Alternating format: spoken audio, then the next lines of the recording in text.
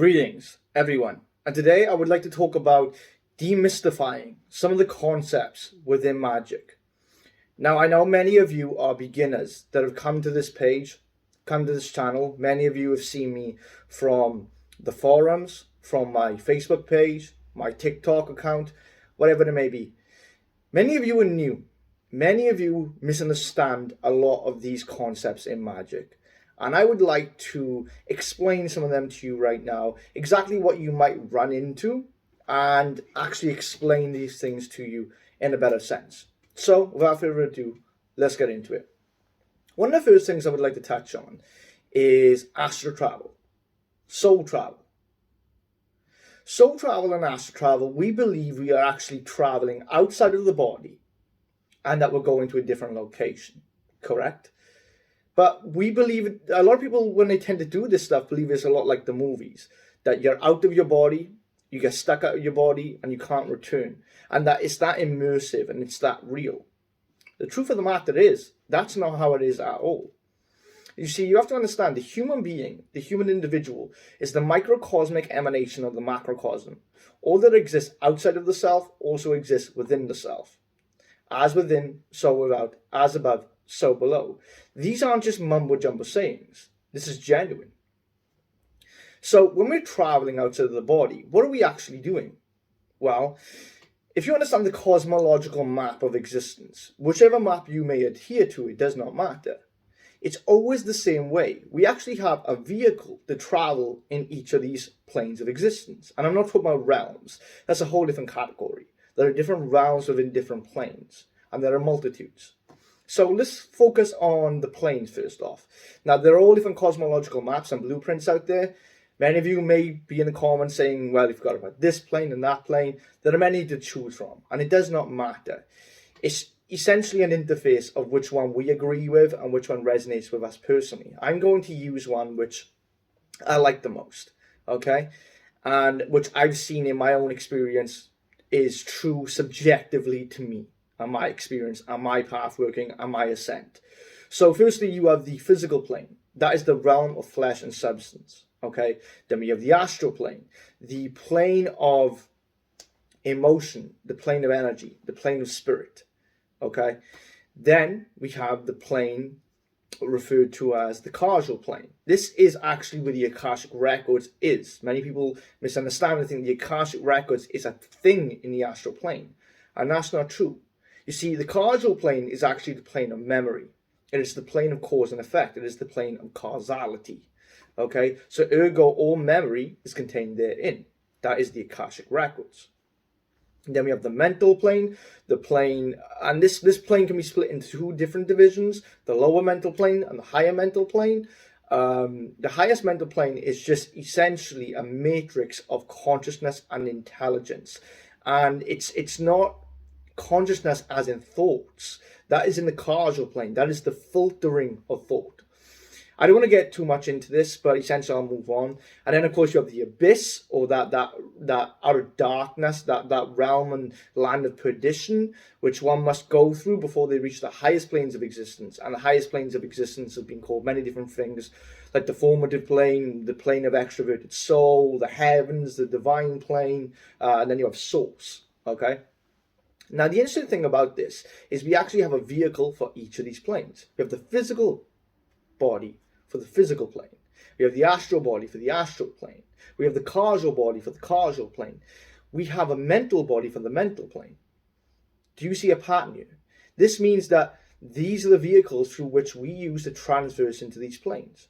So what are we doing in soul travel, in astral travel, in biolocation, and these arts? We're taking our awareness, our conscious awareness, we're externalizing it through simple processes such as visualization, meditation, trance. And you're pushing your own conscious awareness outside of your body, and then you're pushing that into that vehicle. And then you're using that vehicle to transverse these many different planes. You see, so you're partially in here, but you're partially out there. And at the same time, you haven't really traveled at all. Why? Because there is an illusion which is persistent in Maya, Maya being the grand illusion of all reality. And that illusion is the illusion of separation. There is no separation. There is no you, there is no I. You see, these are all separations. So when we're traveling external into the other worlds, we're actually turning inward and traveling into that internal reflection of that outer world. And many people will then dismiss the credibility of it. Well, that's just preposterous. Anyone who has any understanding of mysticism or magic or metaphysics or hermetics understands that these two are one and the same, as within, so without. So that's one of the things you're going to notice when you start to try things like astral travel, soul travel. You're going to think you're going to get stuck out of your body. You're really not going to get stuck out of your body. Also, you're going to wonder, why isn't it as immersive as it is in the movies? Because that's fiction. That's fiction. You're still going to hear things around you. You're still going to feel your physical body. The more you travel, however, and the further you travel at the gravitational well of your physical body, and the more you actually are immersed into the soul travel or the astral travel, the less connections and the less attachment you'll have to this world. So ergo, you will be more immersed into those planes of existence. Of course, this comes with trial, this comes with experimentation, and so on and so forth. It'll be more tangible, more vivid, the more that you do this. Another thing that I would like to discuss today is evocation, or invocation, or spiritual communication. I would like to demystify a few concepts about this too. So, evocation, spiritual communication. When we communicate with an entity, let's say you chose Asmodeus, for example. Now, Asmodeus, we can trace Asmodeus back to being an ancient deity referred to as Aishma. So does that mean his language is Avestan or is it Persian? But why is it when that demon can appear to me or appear to any occultist or any magician, it can speak in my language? Not only speak in my language, but speak in a dialect and a vocabulary and using words which I will understand, words which will resonate with me personally. And why is it I will see Asmodeus one way when you will see Asmodeus another way? Or someone else will see Asmodeus another way? And then you get a lot of bickering and fighting in different forum platforms and different pages about, was your experience actually credible? Well, yes. You see, let me explain something. There is a concept known as subjective reality, wherein I can show you a piece of artwork with random different splashes of paint and ink and so on and so forth. If I gather a huge group of people, what you will see in that painting will be subjective onto you. It will be your own experience. No one else will see it. Or there are occasions where people's subjective realities do indeed overlap, and you may see something similar. But everybody is seeing something different. Everyone is experiencing something different. This is subjective reality. So, when we summon forth, or call forth, or conjure forth, or summon, or call on to these beings, what are we calling on to? What is the spirit? Be it angelic, demonic, elemental, a god, a goddess, whatever it may be. The spirit does not have an anthropomorphic form. It doesn't have two arms. It doesn't have two legs. It doesn't have two eyes facing forward. So why does it appear that way? The only reason we are bipedal creatures and have that body is because of our external environmental surroundings, and this is how we've evolved over time. It would be preposterous then to think of a being of such a higher caliber and such a high dimension sharing a body just like that. And yet they appear to be just like that. This is because the being that you are actually summoning is a non-anthropomorphized mass of energy, power, and consciousness. It is a vast intelligence compartmentalized with power. A vast intelligence compartmentalized with power. And when it descends or even rises, depending on whatever experience you may have, it rises up like a blanket in the area, a presence which fills the entire environment. And what happens is, in trance or in certain processes that we refer to as psychic senses, astral senses, spiritual senses, what's happening is the raw external impressions, which are unfathomable to our conscious mind, get translated through the labyrinths of our psyche and then translated into the tunnels of our perception. And ergo, the spirit takes on a form which acts as an interface. In moments of spiritual communication, we are interfacing with that being. We're not getting the true essence of it, because the true essence of it wouldn't be even fathomable or even understandable to our conscious mind. We wouldn't even digest any information. So the being that you see will then speak your language, speak using words that which you can understand, because you're interfacing with it. It's getting translated through the raw tunnels of perception. It does speak a language, the universal language, the language of vibration and frequency. And remember, our third eye, our ajna chakra, is connected to the thalamus. The thalamus. That sensory organ, not just the pineal gland, but the thalamus is responsible. It is an organ responsible for taking these raw external impressions in our physical world and pulling them in and digesting them and sorting them out within our neuro and biological chemistry, and gives us images and gives us things that we can latch onto in our real day-to-day experience. Ergo, the ajna chakra, the third eye, is essentially then a sensory organ for the spirit communication, which pulls in these senses, translates them, and gives you that experience. So I wanted to clear that up because many of you may be unaware of what exactly is going to happen in moments of spiritual communication. You're expecting that being to be out before you in a physical body. These are non-physical entities, ergo they do not take on a physical appearance. They can take on what's known as a physical manifestation, although that terminology is somewhat misleading. Physical manifestation means that the gravity and the critical mass of the spirit is become so apparent to you and your own subjective spiritual senses that it overlaps with your own observation and perception of this physical world to such a degree, to such a transcendental experience, that it becomes more real or as real as the physical world around you. Of course, this again takes experimentation, trial and error. Okay? So a lot of people discredit the fact that they may hear a spirit or see a spirit in their internal observation and believe it's just imagination. But imagination is the gateway to almost all of these spiritual arts. Remember, everything that we see external, using our external mundane senses, touch, taste, sight, hearing, are also first internal things. They are internal impulses which then become externalized to these physical organs. Why? Because our brain, our own biological chemistry, has sort of created this covenant, this pact with our body that says it will essentially do these things automatically. But we don't have that automatic response when it comes to spirit. But you eventually gain that response the more you do certain exercises, the more you do certain tutorials, certain meditations, and certain spiritual arts, so to speak. So if it's starting to become imaginative and starting to become internalized, go with it. Flow with it. You're not insane, trust me. And we all get those moments where we feel insane. That is what a spiritual awakening is. When you feel that madness, it crystallizes and magnifies around you.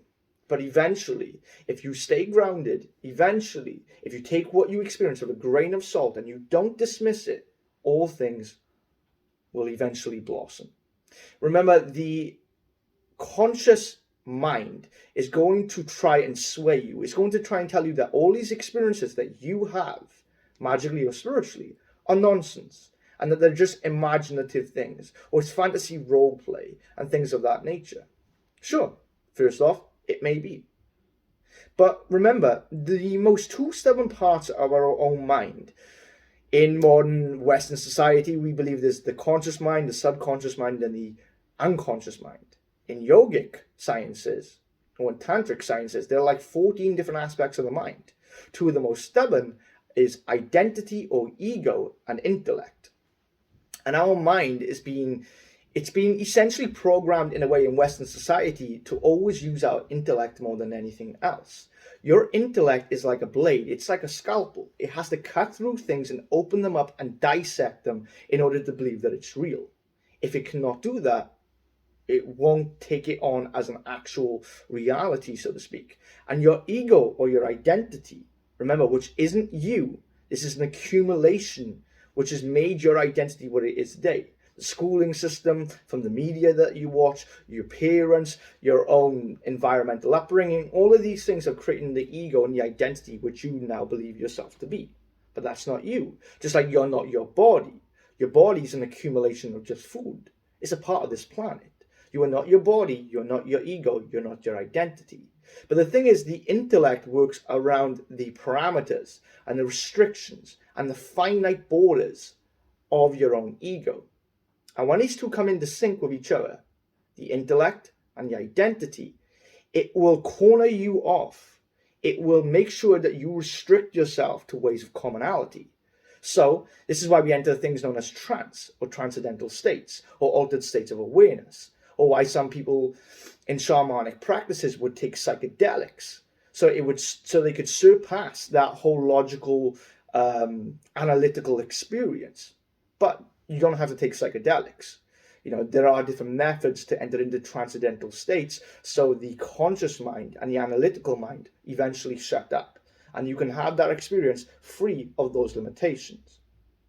So now I've cleared up those things, let's get into something else, shall we? Firstly, let's get into magic as a whole. What is magic? How do we use magic? Many people think that you can do a spell, you could do a ritual right now, this very moment, and that means you're going to get what you asked for. Well, yes, of course, but how does that actually happen? How does that work? And what do you have to do after the ritual to ensure you get what you want to manifest?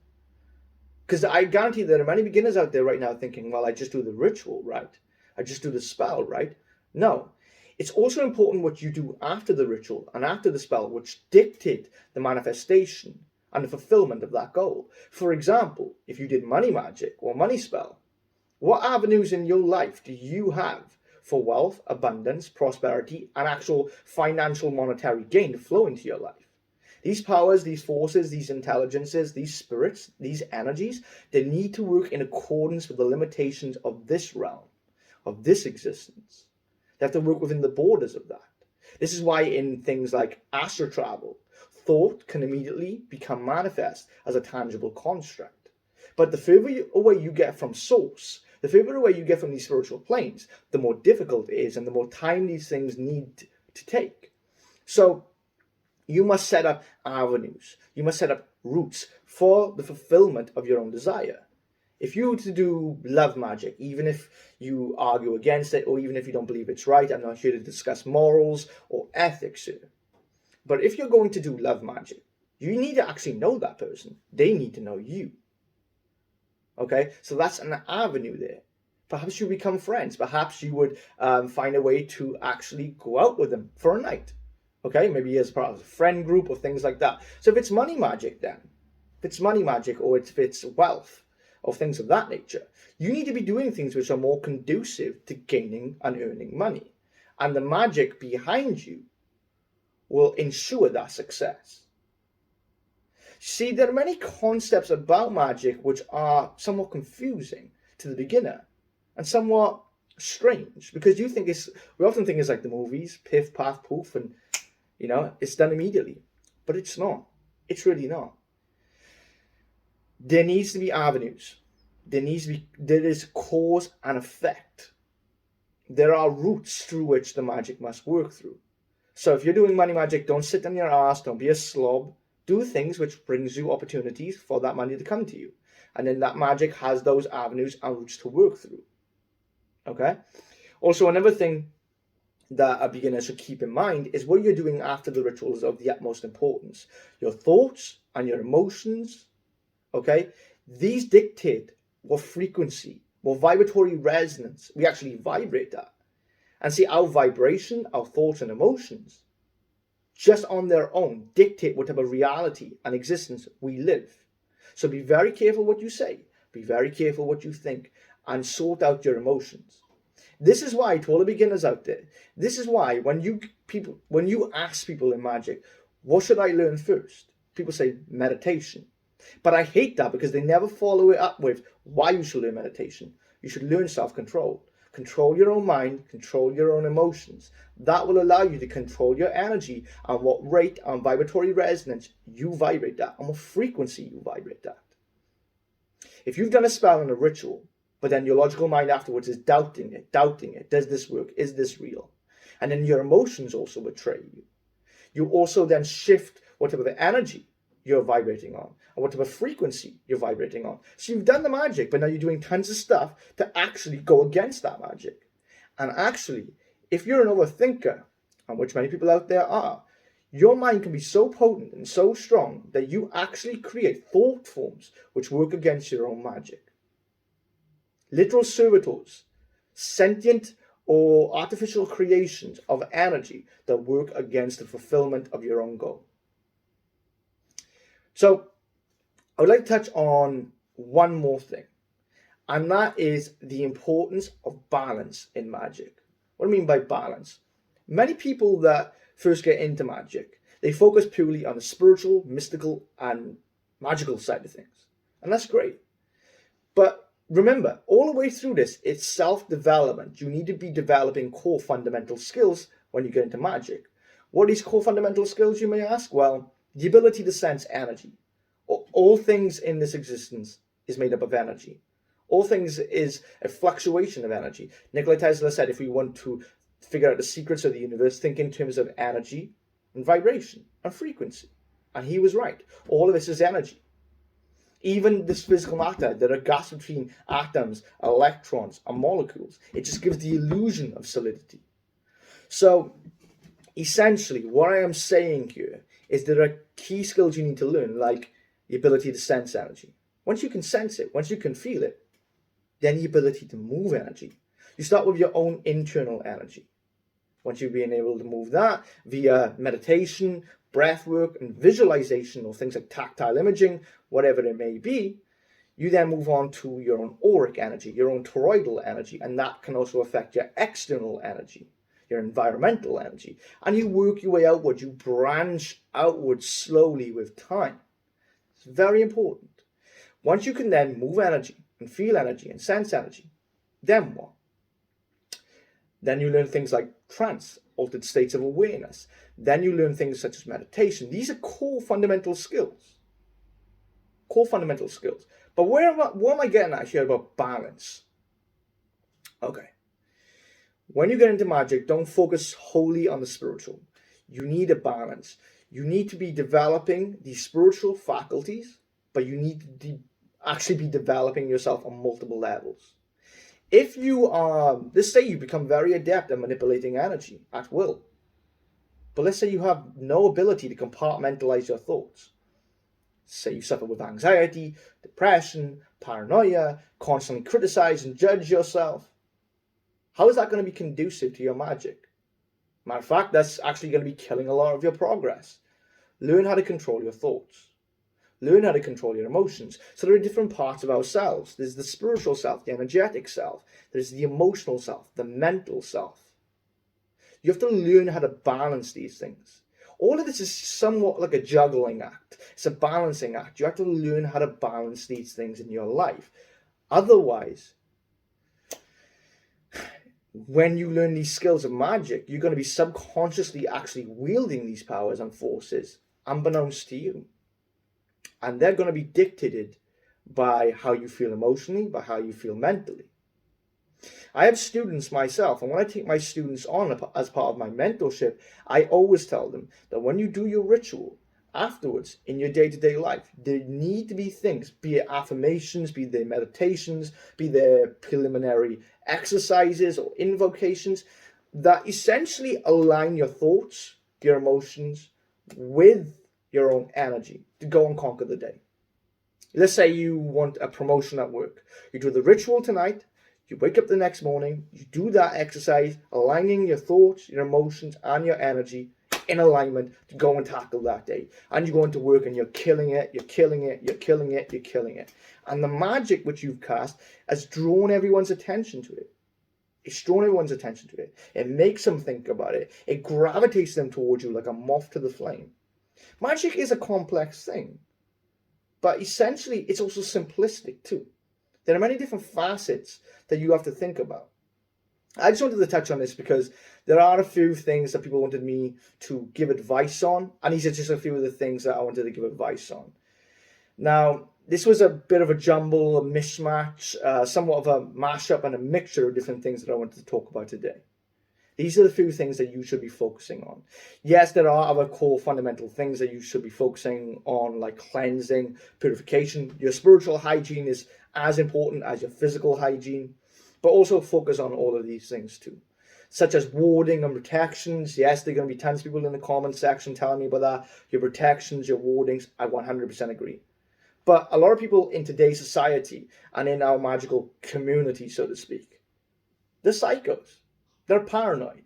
They think everyone's out there to get them. Everyone's out there magically attacking them and cursing them. Half the time they're not. Half the time that's their ego. It gives them an overinflated sense of importance. Who are you for someone to waste their time to go curse and attack you? Especially if you're just a beginner. Why are they going to target you yet? If you get out there more in the public eye, sure, why not? But hopefully by that time, you've already learned skills of shielding, wardings, and protections. So take one thing step at a time. Listen to the words that I've said to you. Everything that you read, everything that you watch, take everything with a grain of salt. Try it out, but have your own experience on it. Nobody is 100% right. Neither am I. And don't listen to those people out there that claim they're 100% right or that they're all-knowing, because they're really not. Guys, I just wanted to jump on and talk about these concepts a little and talk about these things a little, because I've noticed there are many new people to this channel. Many of them have been sending me messages, just a little few tidbits of information or tips or tricks which I recommend. These are the few things which I recommend. They think I'm going to recommend spells and rituals immediately. That's idiotic. Start with learning the fundamental skills of magic first. The ability to sense energy, move energy, the ability to compartmentalize and control your emotions, your thoughts, the frequency which you vibrate at, and also a little tidbit of information out there. I recommend that you go read the Kybalion, 7 Hermetic Principles. It's a great read for not just beginners, but many people in the occult. It's going to let you know, and it's going to make you more aware of why you should actually be in control of yourself, because you dictate your reality in ways which you are completely unaware of, and you have an unfathomable effect on your reality unconsciously. And when you read that, you're going to realize the utmost importance of why you should not only meditate on the Hermetic Principles, which I recommend, but also to take everything which I've said here, focus on them, and try to ingrain them into your beginning path working in magic. And if you are one of those newbies out there, great, I welcome you to the Infernal Obelisk. Comment down below what you're interested in when it comes to black magic, what you're interested in when it comes to metaphysics, hermetics, mysticism, whatever it may be. If there are any videos, guys, or any topics that you would like me to touch on specifically, put them down in the comment section. I have been very busy, guys. I've been very busy. I've got my website up and running now, which I want to give a thank you to Adam Knox at the Cult of You for. I'll put that in the link in the description, as well as this channel. Go check out his stuff. He does amazing content. And guys, I'm going to be doing a lot more content coming soon. I'm working on a few big projects right now. It's going to be awesome. So, infernal blessings, brothers and sisters, and I'll talk to you all again real soon. Goodbye for now.